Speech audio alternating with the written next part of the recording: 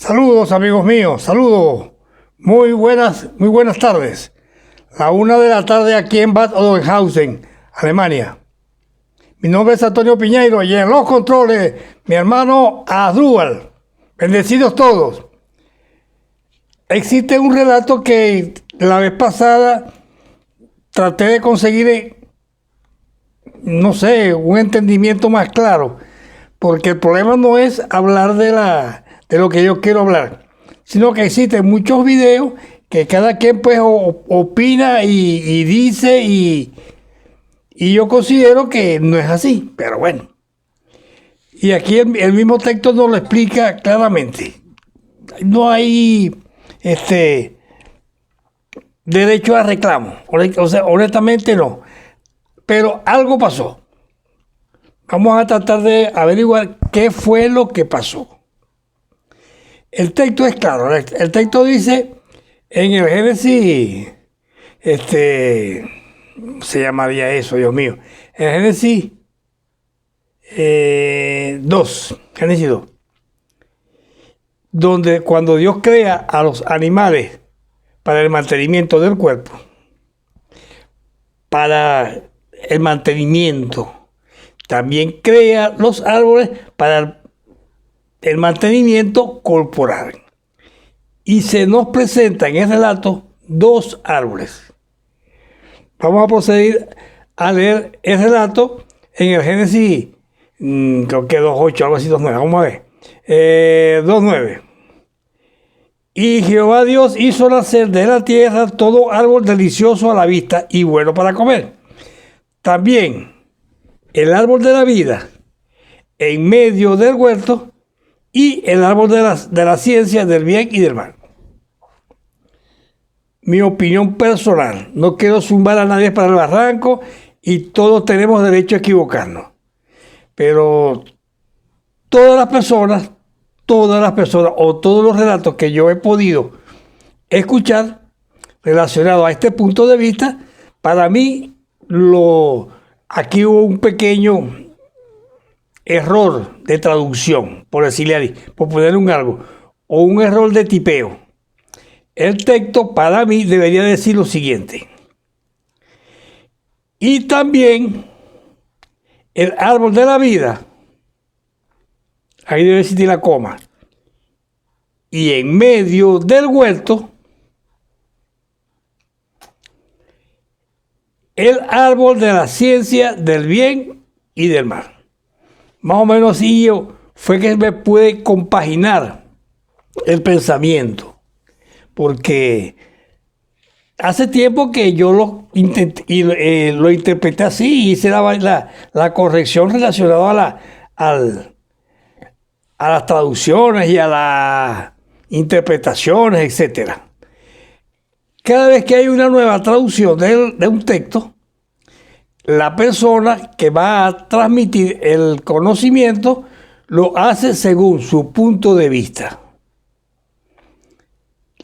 Igualmente pasa con la impresión o la edición, el editorial de las Biblias.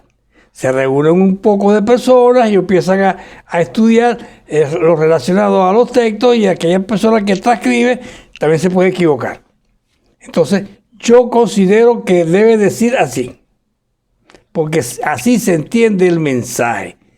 Y esa persona la escribió o lo escribió una persona inspirado por el Espíritu Santo. Eso sí hay que reconocerlo. Porque todas nuestras ideas y nuestros pensamientos, Dios nos los ha regalado para que nosotros podamos interpretar su pensamiento. Volvemos a repetir. En Génesis 2.9. También el árbol de la vida y en medio del huerto el árbol del conocimiento del bien y del mal. Ahí no hay problema. ¿Cómo yo lo puedo representar? Ejemplo. Tenemos acá el árbol de la vida. El árbol de la vida. Y aquí tenemos el árbol del conocimiento del bien y del mal. La voluntad de Dios y la voluntad del hombre. los deseos de Dios y los deseos del hombre. Más o menos eso es lo que se trata de representar el relato. Ya les voy a explicar el por qué. Nosotros somos a imagen de la voluntad de Dios, a imagen del pensamiento de Dios, a imagen de su voluntad. O sea, aquí tenemos nosotros el amor de Dios y aquí tenemos nosotros una imagen del amor de Dios.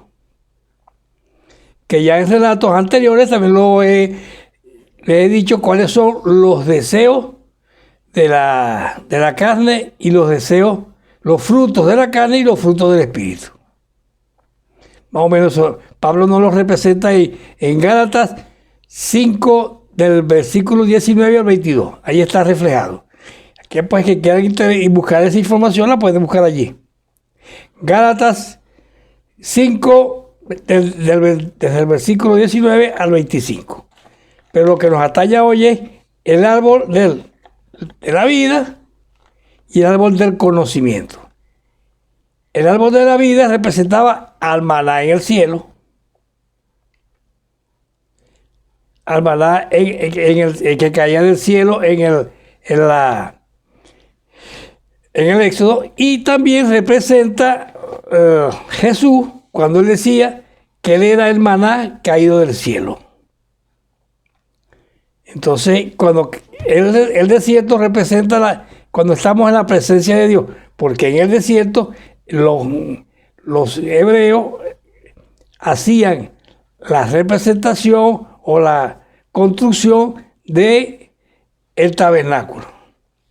Y el tabernáculo viene siendo una copia de la imagen que Moisés vio en el cielo. Todos estos relatos están compaginados unos con otros, todos. Lo que pasa es que hay visionarios que no tienen pues el conocimiento de esas cosas. Y yo trato de explicar de la forma más clara y más precisa de lo que dice el relato. Del árbol de la vida tenemos nosotros 1000 relatos. Podemos buscar ahí en YouTube y tenemos muchos relatos, muchas interpretaciones, etcétera, etcétera. Yo trataré de decir lo básico, lo primordial, lo que yo considero que es. Entonces, yo creo que ya no tengo más nada que hablar. Es relacionado a eso, al árbol de la vida y al árbol del conocimiento, del bien y del mal, que somos nosotros. Nosotros representamos ese árbol del conocimiento. Cuando la palabra dice del conocimiento, del bien y del mal, está diciendo es que ya nosotros somos conocedores del bien y del mal. Y cuando dice más adelante que el hombre llegó a ser como Dios, conocedor del bien y del mal, está diciendo la disposición de ser autónomo. Así como nosotros consideramos que arriba de Dios no hay nadie, el hombre también consideró que arriba de su voluntad no hay nadie, que él hace su voluntad.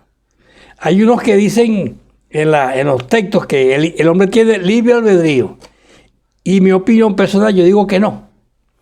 El hombre no está hecho para ser bueno o ser malo, o ser drogadicto o no ser drogadicto, o ser ladrón o no ser ladrón, no.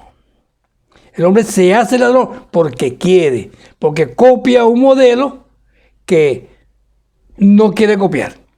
Y yo estoy de acuerdo con lo que dice el hermano Pablo, donde dice, el mal que está en mí, que el bien que él hacía era el mal que no quería hacer, porque él decía que el mal estaba en él. Bueno, hermanos bendecidos, aquí está otro punto más claro, con relación al árbol del bien y el mal y al árbol de la vida, donde Dios lo deja al hombre para que él coma.